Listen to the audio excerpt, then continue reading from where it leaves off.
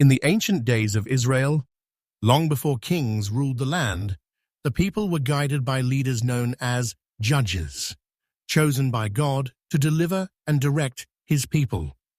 Among these judges, there rose a woman named Deborah, whose wisdom and courage made her a beacon of light in a time of darkness. Deborah was no ordinary leader.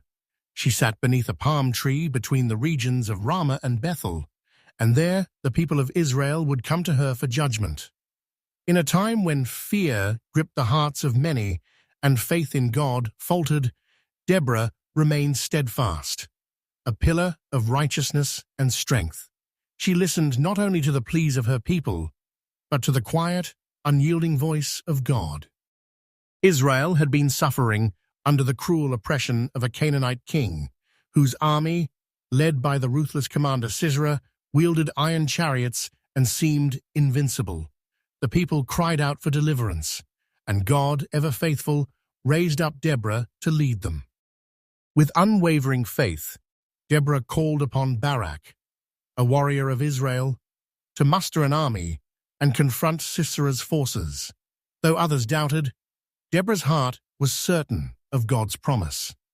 She understood that victory did not lie in the strength of numbers or weapons of war, but in obedience to God's will. The battle that followed was a testimony to divine intervention.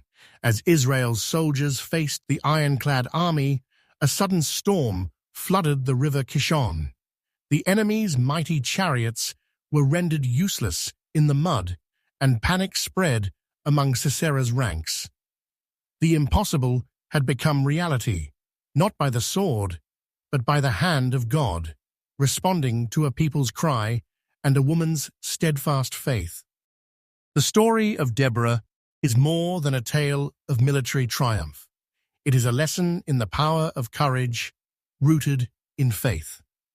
Deborah's life reminds us that leadership is not confined by status, strength, or tradition, but is born from a heart that listens to God and acts with courage for the good of others.